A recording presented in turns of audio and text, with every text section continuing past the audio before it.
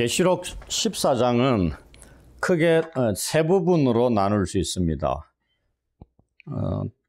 이걸 나누는 기준이 내가 보니 이런 구절이 나오죠. 그게 1절 그리고 6절, 14절 이렇게 세 번 나옵니다. 제가 4장 1절 할 때 말씀을 드렸나요?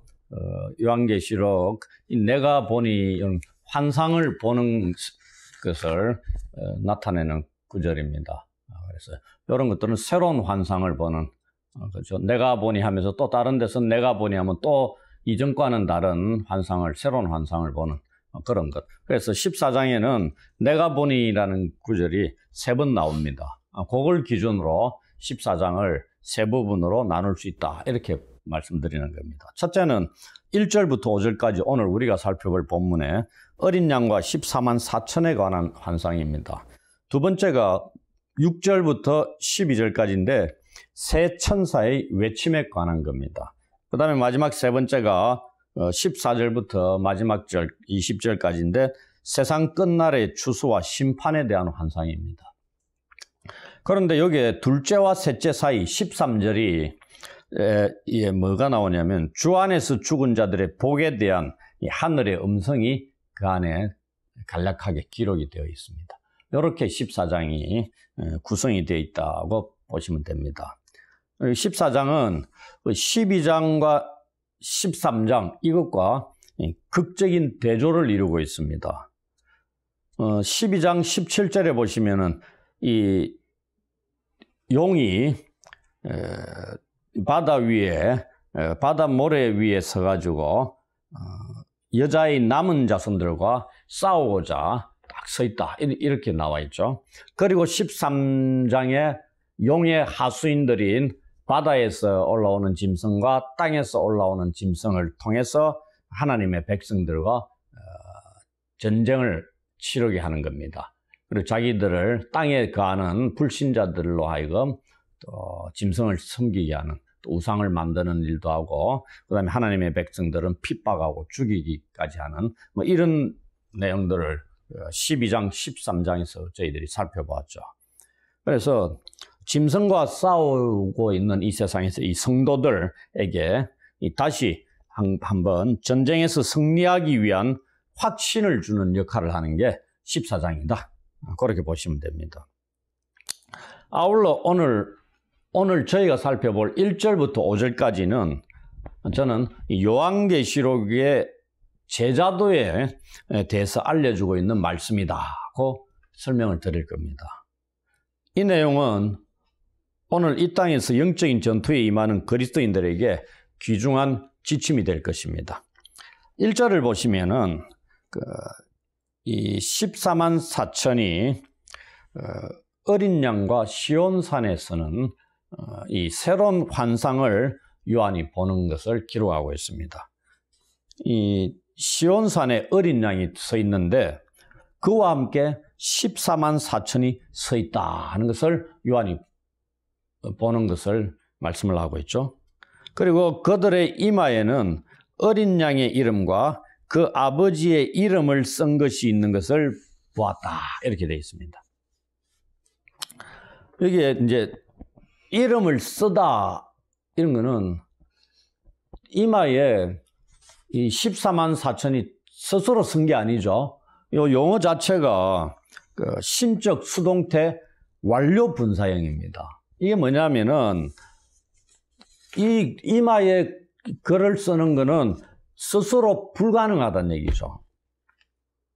그걸 누가 하나님의 백성이 되는 것은 오직 하나님의 능력으로 된다는 사실을 알려주는 용어입니다. 그 다음에 완료 분사형이라는 건 그 효력이 결코 취소될 수 없이 영원까지 간다는 겁니다. 이들이 그런 자들이다. 이마에 이름이 쓰인 거는 그것도 어린 양의 이름과 아버지의 이름을 쓴 것이다. 그건 좀 이따 말씀을 드리기로 하겠습니다. 이 어린 양과 함께 서 있는 이 14만 4천이 서 있다는 곳이 어디냐면 시온산입니다. 시온산은 히브리서 12장 22절에 보면 하늘의 예루살렘이다 이렇게 다른 말로 이제 이렇게 표현을 하고 있습니다. 그래서 이것은 구약 성경에도 많이 나오는데 하나님께서 현재 그리고 미래에도 거하시는 곳이다. 또한 이스라엘이 구원과 승리를 소망하는 장소이기도 하다. 이 시온산이. 이곳에 서 있는 이들이 오른손이나 이마에 짐승의 이름이나 그 이름의 수가 있는 표를 받은 13장 16절 17절 여기 나오는 자들과 완전히 대조가 되는 자들입니다. 짐승과 어린 양을 대조를 시켰죠. 그리고 이마에 짐승의 표가 찍힌 짐승을 따르는 자들과 이마에 어린 양과 그 아버지의 이름이 적힌 어린 양을 따르는 자들과도 대조를 시키는 거 있고요. 이게 14장 이 부분을 기록하는 목적 중에 하나다 이 말입니다. 아까 서두에 제가 말씀을 드렸듯이. 또한 이 시온산에 그리스도와 함께 선 것으로 묘사된 이 14만 4천은 저희들이 7장에서 살펴본 그 인침을 받은 14만 4천과 동일한 자들입니다. 이 14만 4천은 수를 지금 나타내는 거 있잖아요. 이거는 어떤 수로 이루어져 있냐면은 대체로 얘기하기를 12 곱하기 12 곱하기 1000으로 이루어진 수다 이렇게 얘기합니다. 그래서 12가 둘이죠. 그래서 구약의 12지파, 신약의 12사도 이 둘을 곱하면 144가 되고 여기에 그 1000을 곱하면은 완전성의 개념이 강화가 되는 그런 수다. 고 얘기들을 합니다. 그렇다면은 이 14만 4천이 누구냐? 는 얘기죠. 우리가 7장에서도 살펴봤지만은 14만 4천은 어떤 사람들과 같이 문자적인 수를 가리키는 그런 의미는 아닙니다. 딱 14만 4천 명만 이 시온산에 서서 있다. 그거는 전혀 아닙니다. 우리가 7장 4절에 살펴본 대로 모든 그리스도인, 구체적으로 구속받은 어린 양으로 인해 구속받은 하나님의 백성 전체를 가리키는 수로 보는 것이 훨씬 더 낫습니다. 왜냐하면은 오늘 본문에 3절에서 말씀하고 있는데 땅에서 속량함을 받은 자들과 같은 자들입니다. 그리고 4절, 5절의 내용도 모든 그리스도인들에게 해당되는 표현입니다. 그래서 특별한 집단으로 제한할 수가 없다는 말씀입니다. 따라서 이 14만 4천은 어린 양에게 속한 구속받은 모든 그리스도인들을 가리키는 것으로 볼 수 있습니다. 아울러 1절에서 언급하고 있는 그 이들은 또 저는 이 빌라델비아 교회의 이기는 자들에게 주시는 이 약속의 말씀을 성취한 자들이라고 볼 수도 있다고 말씀드리겠습니다. 여기에 계시록 3장 12절에 보시면은 이기는 자는 내 하나님 성전의 기둥이 되게 하리니 그가 결코 다시 나가지 아니하리라.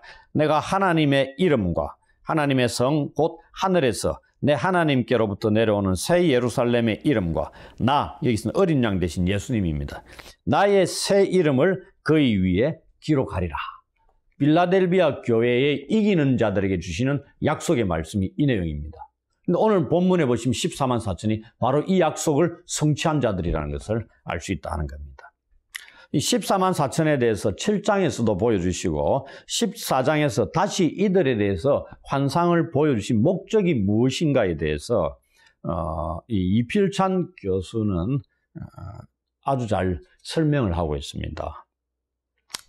요한은 12, 13장을 언급하면서 짐승과 땅에서 맞닥뜨릴 수밖에 없는 7장 1절로 8절의 이 전투하는 교회로서의 14만 4천의 입장을 재정리할 필요를 느꼈음이 분명하다. 그렇다면 요한은 7장 1절로 8절에서 14만 4천을 13장의 두 짐승에 대한 승리자로서 7장 9절로 17절에서의 셀 수 없는 무리처럼 하늘에 존재하는 것으로 바라봄으로써 땅과 하늘의 두 관점을 하나의 관점으로 통합하여 언급하고 있으며 이를 통해서 짐승에 대한 교회의 승리를 확정하고자 한다. 이렇게 설명합니다. 그래서 12장, 13장 다음에 14장 이 내용이 나온다는 얘기입니다. 그걸 소아시아 7교회에 보내는 이 요한계시록 말씀을 통해서 그들이 처한 형편에서 이기는 자가 되기를 격려하고 힘이 되는 거죠. 그리고 이 14장 1절에 14만 4천이 시온산에 어린 양과 함께 써 있는 것이 빌라델비아 교회에 주시는 약속의 말씀을 성취한 자이라는 것은 그들로 인해서 그들도 이기는 자가 되기를 격려하고 권면하는 말씀으로 충분히 받아들일 수 있는 거죠. 2절에 이제 하늘에서 나는 소리를 듣습니다. 요한이. 그 소리가 어떠냐? 이 많은 물소리와도 같고 큰 우레소리와도 같다고 했습니다. 좀 더 구체적으로 표현하기를 금은고 타는 자들이 그 금은고를 타는 것 같더라고 말해주고 있습니다. 하늘에 금은고가 존재합니다. 이 말 그대로 우리가 문자적으로 받아들이면 하늘에 금은고가 있다는 얘기입니다. 이 금은고는 우리 말이죠. 근데 이 서양 말로 하면 하프라든지 뭐 수금, 우리가 시편 같은 데 보면 나오는 거 있죠. 비파야 수금아 뭐 이런 악기들을 가지고 주를 찬양하는 그런 데 쓰이는 거죠. 이 우리 말로는 이 금은고라고 번역되어 있습니다. 소리가 아름답다 이 말입니다. 하프 소리도 마찬가지고요. 그리고 많은 물소리와 큰 우레소리는 아름다운 소리가 아니고 힘찬 소리입니다. 위험 있는 소리입니다. 이 금은고 타는 소리가 아름다운 소리라는 얘기죠. 그 소리를 지금 듣고 있는 겁니다. 이 금은고는 그 비파나 수금, 하프라고 하는데 옛날에 이 성전 예배에서 종종 사용된 악기랍니다. 그건 이제 우리가 시편 33편 2절 같은 데 보시면은 언급이 되고 있습니다. 그러면서 3절로 넘어가서 보시면은 이 새 노래를 부르는 14만 4천이 나타납니다. 이 14만 4천이 이 보좌 앞과 이 네 생물과 장로들 앞에서 새 노래를 부르는 것을 요한이 듣습니다. 이 네 생물에 대해서는 우리가 앞에 4장 6절로 8절에서 이미 살펴봤습니다. 다양한 견해가 있다고 했는데 저희는 천사들 가운데 최고 서열에 속해 있는 자들로서 일종의 하늘의 보좌 호위대다라고 볼 수 있다고 했습니다. 자세한 것을 제가 다양한 견해들을 여기서 다시 말씀드릴 필요는 없다고 생각합니다. 그리고 장로들은 4장 4절에 24장로들을 가리킵니다. 이들도 24장로가 누구냐에 대해서 이 또한 엄청나게 많은 다양한 견해가 있다고 말씀을 드렸습니다. 사람들을 가리키는 것이다, 아니면은 천사들을 가리키는 것이다. 그래서 사람들 중에서도 다양한 견해가 있고 천사들 중에서도 다양한 견해가 있습니다. 그런데 우리는 이 24장로를 누구라고 보았냐면은 여기 이제 흰옷을 입고 이 금관을 쓰고 있는 자들이다고 말씀드렸습니다. 그래서 이거는 천사적인 존재가 아니고 이 땅에서 이긴 자들로서 하늘에서 주님의 약속을 받아 누리는 이 신구약 전체 성도들, 하나님의 백성들을 상징한다고 저희들은 설명을 했습니다. 그렇게 생각을 하고 있고요. 그리고 이들이 이 14만 4천이 이들 앞에서 부르는 이 새 노래는 땅에서 속량함을 받은 14만 4천만이 배울 수 있다 되어 있습니다. 여기 속한 자들만 배울 수 있는 겁니다. 땅에 거하는 불신자들은 결코 배울 수 없는 노래죠. 여기서도 속량함을 받았다는 것이 신적 수동태 현재 완료형입니다. 똑같습니다. 속량함을 받는다는 것은 오직 어린 양 대신 이 그리스도의 대속적 죽음을 통해서 하나님의 구원 행위에 전적으로 의존해서 속량함을 받은 자들이라는 것을 나타내는 표현입니다. 그러니 우리가 이 구원을 받는다는 것 자체가, 그리고 이마에 글이 쓰여지는 그런 자들이 된다는 것 자체가 오직 어린 양 되신 그리스도와 아버지 하나님에 의해서만이 가능하다는 것을 다시 한번 확인할 수 있는 겁니다. 이 새 노래는 시편에 언급이 많이 되어 있습니다. 거기에 시편 96편 1절, 98편 1절, 144편 9절 등의 새 노래를 부르라, 이런 말씀이 나오는데, 여기에 새 노래가 뭐냐? 헛노래가 있고 새 노래가 있다 이런 거냐? 이 새 노래는 하나님의 이 최후의 활동의 기초가 되는 것, 곧 어린 양의 속죄의 죽음을 찬양하고 있는 노래가 새 노래다. 구원받은 자들이 부르는, 구원받기 전이 아니고 구원받은 자들이 부르는 입에서 나오는 찬양이 새 노래다. 이 내용입니다. 제가 새 노래의 내용은 우리가 저 앞부분에서, 그리고 계시록 5장 9절로 10절에도 새 노래가 나옵니다. 그래서 제가 2021년 9월 15일 날 설교했던 요한계시록 5장 8절로 14절 그 설교 내용을 한번 보시면은 좀 더 새 노래의 내용이나 그런 것에 대해서 알 수가 있을 것입니다. 이 믿음 안에서 인내함으로 고난과 죽음이라는 희생의 값을 완전히 지불한 자들만이 이 뒤따르는 새 노래를 부를 준비가 된 사람들이다 하는 것을 우리에게 알려주고 있습니다. 그래서 우리가 장차 부를 노래가 이 새 노래입니다. 지금은 모르죠. 그리고 이제 우리 오늘 본문의 핵심인 4절, 5절로 넘어가도록 하겠습니다. 요한계시록의 제자도에 대한 말씀이라고 했는데, 이기는 자 제자도로 말씀을 드릴 수 있습니다. 이 두 구절에서 이 새 노래를 배울 수 있고 부를 수 있는 14만 4천이 어떠한 자들인가에 대해서 자세히 설명을 하고 있습니다.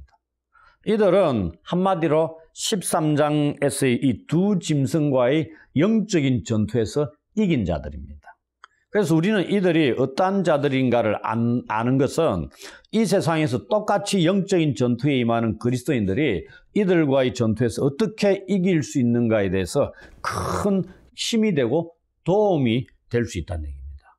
그러니 반드시 이 내용을, 4절, 5절의 내용을 우리가 숙지해야 됩니다. 이렇게 살아가면은 이길 수 있다 이거죠. 얼마나 좋습니까? 다 보여주고 있는 겁니다. 왜? 이미 승리한 자들이 어떻게 이기는가를 다 알려준 거죠. 그 답을 다 알려주고 있는 겁니다. 그래도 못한다는 것은 너무나 어리석은 것이라는 얘기죠. 그 답 보고 그대로 해라. 그럼 어떻게? 다 맞출 수 있는 겁니다. 그 답을 알려주고 있는 거죠. 14장 1절, 4절, 5절에서. 왜? 12장, 13장에 이르는 그런 영적인 전투를 이 땅의 그리스도인들이 겪을 것이기 때문에. 그때 이렇게 대응을 하라는 얘기입니다. 그러면 이긴 자가 될 수 있다. 그 얘기죠. 그래서 이 4, 5절을 우리는 요한계시록의 이기는 자 제자도라고 부르고 그 내용이 무엇인가를 살펴보도록 하겠습니다. 첫째, 이들은 여자와 더불어 더럽히지 아니하고 순결한 자입니다. 여기에 여자와 더불어 더럽히지 않았다는 말은 우리가 일반적으로 여자와 더불어 더럽히지 않았으니까 금욕적인 삶이나 여자와는 접촉도 하지 않는 은둔 생활을 하는 것이다. 결코 그런 게 아닙니다. 우리가 세상 속에서 살아가고 있기 때문에 산속에 은둔해가 살아가는 자들이 아닙니다. 그리고 철저히 금욕적인 삶을 사는 것이 아니다는 얘기입니다. 대신에 우리는 구원받은 자들이 그리스도의 신부로서 칭해지고 있거든요. 고린도후서 12장 2절에 보시면 우리는 그리스도의 신부입니다. 이 땅에 살아가는 그리스도인들이. 그러니 짐승이나 음녀를 따르지 않는 겁니다.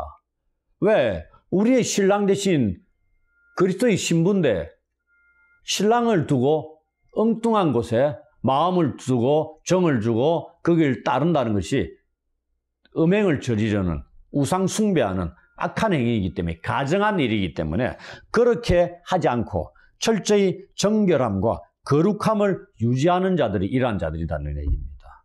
그것은 영적인 음행, 것과 우상 숭배를 하지 않는 것을 말하는 겁니다.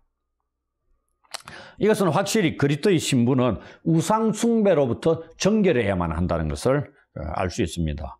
영적인 순결을 지킨다는 것은 우리가 살아가고 있는 이 세상에 많은 미혹거리들, 유혹거리도 있고 우상 숭배를 하는 그런 일들, 즉 이 권력과 부, 성적인 부도덕을 거부하는 것을 의미합니다. 영적인 순결이라는 것은 이러한 유혹들에 굴복하지 않겠다는 굳은 결단도 갖추고 있는 것을 말씀하고 있습니다. 이러한 자들입니다. 둘째, 어린 양이 어디로 인도하든지 따라가는 자입니다. 이러한 자들을 가리켜서 복음서에 뭐라고 나와 있죠? 제자다 얘기되어 있습니다. 어린 양 대신 그리스도를 따라가는 것은 복음서에서 나오는 제자도의 핵심입니다. 이 말은 복음서에서 이 따라간다는 이 표현은 복음서에 70회 정도 나타난다고 합니다. 어린 양이 어디로 인도하든지는 이 그리스도를 본받는 거죠. 뒤따라가면서. 그리고 그리스도께서 가신 그 길을 그대로 따르는 거죠. 그 길이 뭐죠? 고난과 죽음이 포함되어 있는 이 제자도의 본질을 담고 있는 길입니다. 어린 양이 어디로 인도하든지 따라가는 겁니다. 우리가 성경에 양들이 목자가 인도하는 대로 따라간다 돼 있죠.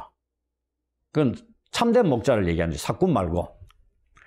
양들은 목자의 음성을 쫓아 그대로 그냥 따라갑니다. 어디로 인도하든지. 그게 제자라는 얘기입니다. 우리의 선한 목자 대신 예수께서 인도하시는 길을 그분이 어디로 가시든지 그대로 따라가는 그러한 자들을 둘째로 요한계시록에서 제자들이다. 이기는 자다. 라고 말씀을 하고 있습니다. 세 번째, 사람 가운데서 속량함을 받아 처음 익은 열매로 하나님과 어린 양에게 속한 자들이다. 되어 있습니다. 조금 표현이 어려운데 이 사람 가운데서, 이 사람들 가운데서, 땅에 거하는 자들 가운데서, 불신자들 가운데서 이런 내용이죠. 이 불신자들은 하나님의 맹렬한 진노의 심판을 피할 수 없는 자들이죠. 그들로부터 구원받은 자들이란 얘기입니다. 이 속량함을 받았다. 아까 말씀을 드렸죠. 신적 수동태, 완료, 분사형. 하나님에 의해서 어린 양에서 속량함을 값을 치르고 구원을 받아서 그 효력이 영원토록 가는 그것을 은혜를 받은 처음 익은 열매로서. 그래서 여기서 표현하는 게 이 그리스도인들이라는 것은 영적인 이스라엘로 예수 그리스도의 죽음을 죗값으로 지불하고 속량함을 받아 하나님께 바쳐진 존재들이라는 것을 의미합니다. 그렇다면 이 구약적인 용어로 원래 여러 열매들 가운데서 최초로 수확한 가장 좋은 처음 열매라는 이 의미를 갖는 게 처음 익은 열매입니다. 이것이 본문에서는 세상 사람들 가운데서 속량함을 받아 하나님께 바쳐진 거룩하고 귀한 열매라는 의미로 사용되고 있습니다. 이러한 의미에서 14만 4천은 모든 성도들에 대한 마지막 추수를 보증하는 하나님께 바쳐진 제물이다 하는 것입니다. 그리고 이미 이 13장에는 환난과 핍박 속에서 궁극적으로는 죽음으로써 이긴 자들, 그 성도들을 가리키는 겁니다. 우리가 우리 안에 보정으로 성령을 주셨다 이렇게 돼 있죠.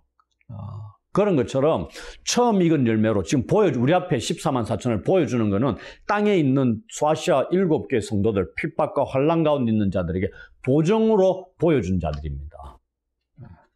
그러니 이긴 자가 이렇게 되면 확실하다는 얘기입니다. 보정수표처럼 이들을 보여주고 있는 것은. 그러니 이들이 행한 대로 그대로 따라 행하면 되는 겁니다. 왜? 이들이 어린 양 대신 예수님을 그대로 따랐던 자들이기 때문에 너희들은 이들처럼 행하는 이 4, 5절에 나오는 그대로 행하게 되면은 이 시온산에 있어서 어린 양과 함께 새 노래를 부를 수 있는 그 자리에 설 수 있다는 것을 말씀하고 있는 겁니다. 그것은 확실하다는 얘기입니다. 그렇게 표현하는 게 처음 익은 열매로 얘기를 하고 있는 겁니다. 그 다음 네 번째, 그 입에 거짓말이 없고 흠이 없는 자들입니다. 이 거짓말 하면 뭘 떠올릴 수 있어요? 거짓말의 아비, 사탄이죠. 그래서 이 거짓말 하는 것은 우리가 미혹할 때도 그렇고 아버지와 아들, 하나님과 그 어린 양 대신 예수님을 부인하는 것, 모독하는 것, 뭐 이런 것을 입에 내뱉는 자들이 이 짐승이고, 그 다음에 악한 자들, 땅에 가는 자들에 속한 자들입니다. 또 우상을 숭배하는 자들이고, 그래서 이게 없다는 얘기입니다. 반대가 거짓말하는 자들이죠. 거짓말하는 자들은 이 사탄에게 속한 자들입니다. 왜? 거짓의 압이라고 되어 있으니까. 이게 없다는 얘기입니다, 입에. 오늘날 거짓말하는 자들이 얼마나 많습니까? 너무나 자연스럽게 거짓말합니다. 교회를 다니든 안 다니든. 거짓말에 대해서 십계명에도 나오죠. 이 거짓말을 오늘날은 너무나 자연스럽게 생각하고 그렇게 큰 죄로 여기지 않는 듯한데, 성경에서는 십계명에도 그렇고 오늘 본문에도 그렇고 이 거짓이라는 것, 거짓말이라는 것은 사탄에게 속한 속성입니다. 그러니 철저히 하나님께 속한 자들은 이 거짓에 대해서 입 밖에도 내서는 안 된다는 얘기입니다. 정직해라, 이런 내용이죠. 그 다음에 이 흠이 없는 자. 흠이 없는 자라는 얘기는 무슨 의미를 띠냐면, 처음 익은 열매가 문자적으로 열매란 구약의 제사 용어입니다. 속죄 제사의 의미로 쓰였던 게 처음 익은 열매입니다. 처음 익은 열매가 최초로 수확한 이 가장 좋은 추수의 열매로 하나님께 바쳐진 것들입니다. 그러니 제사 의미였죠. 마찬가지로 흠이 없는 자다. 이 흠 없는 자 표현도 하나님께 드려지는 제사 제물이 어떻게 흠이 없어야 되는 거죠. 온전한 희생 제물의 속성입니다. 그것에 사용된 게 이 흠 없는 겁니다. 이게 지금 14만 4천 이긴 자에게 포함이 되는 겁니다. 이들이 하나님께 드려진 자들이죠. 어떻게? 흠 없이 온전히 하나님 받으시기에 합당하게 드려진 자들입니다. 그 얘기를 얘기하는 거죠. 그래서 이 요한계시록에 쭉 보면은 2장 20절에 보면 이세벨과 같은 이 거짓말장이들, 그 다음에 우리가 13장 11절부터 나오는 이 거짓 선지자, 이게 16장과 19장에도 나타납니다. 이 이세벨과 같은 자들과 거짓 선지자들을 통해서 전달된 이 사탄의 속임수에 동조하거나 굴복하지 않을 뿐만 아니라 하나님의 참 진리를 충성스럽게 선포하는 자라는 것을 의미합니다. 이 흠이 없다라는 말은 하나님께 바쳐진, 아까 말씀드렸죠, 온전한 제물을 묘사하는 속죄 제사 용어였습니다. 그래서 이 네 번째 요소는 14만 4천이 절대적으로 완전하다는 것을 의미하는 게 아니고요. 그들이 그리스도와 동행하고 하나님을 절대적으로 의지하는 자들이라는 것을 알려주는 것으로 볼 수 있습니다. 요약하면은 이 본문의 14만 4천의 성도들의 이 신앙과 삶은 첫째로 깨끗한 신앙의 정절을 지키는 자고, 둘째로 그리스도께 대한 순종하는 자고, 셋째로 하나님께 속한 자고, 마지막 넷째로 그리스도를 닮은 자들임을 보여주고 있습니다. 이러한 요소를 갖출 때 이 땅에서 악한 영적인 세력들과의 전투에서 이긴 자로서 살 수 있다는 얘기입니다. 우리는 오늘 본문을 통해서 이 땅에서 영적인 전투를 행하며 살아가는 그리스도인들에게 14만 4천은 모범이 되고 있다는 걸 알 수 있습니다. 롤 모델이 된다는 얘기입니다. 오늘날 너무나 많은 사람들이 이 그리스도인이라고 자처하면서도 규칙적으로 교회에 출석은 하죠. 하지만 세상의 이기적이고 쾌락주의적인 문화에 쉽게 빠져들어가 세속화하는 경향이 있습니다. 그러니 교회 안에도 세속적인 영향들이 많이 침투해 들어와 있다는 얘기죠. 그러한 것들의 예를 몇 가지만 들면은 이 물질, 이 돈을 추구하는 것, 그리고 성공을 추구하는 것, 그 다음에 육적인 욕심들, 탐욕들을 추구하는 것, 성적인 부도덕한 그러한 것들을 탐하는 그러한 것들이 있습니다. 이러한 세상에서 그리스도의 제자로 살아가고 있는 우리는 영적인 전투에서 이기는 자들이 되어야 합니다. 요한계시록 2장 3장에서도 말씀하고 있고, 그리스도께서 우리를 가리켜 이기는 자가 되라고 말씀합니다. 왜? 우리를 무너뜨리려고 공격하는 악한 사단의 세력들이 호시탐탐 우리를 노리고 있기 때문입니다. 그 전투에서 승리하는 자들이 되어야만이 오늘 본문에서는 시온산의 어린 양과 함께 서서 새 노래를 부르고 배우고 부를 수 있기 때문입니다. 이러한 이기는 자들이 어떠한 자들인가에 대해서 요한계시록에서 알려주고 있는 이 제자도와 관련된 대표적인 것이 오늘 우리가 살펴본 말씀입니다. 특히 4, 5절이 그렇죠. 우리는 이들을 모범으로 삼아서 살아가야 할 것입니다. 얼마나 좋은 모델입니까? 그래야 할 때 우리는 14만 4천처럼 이기는 자들이 될 수 있을 것입니다. 모두가 주님 오심을 기다리며 이기는 자가 되어 어린 양 대신 주님과 함께 시온산에 서서 새 노래를 부르는 자들이 되시기를 주의 이름으로 축원합니다. 아멘.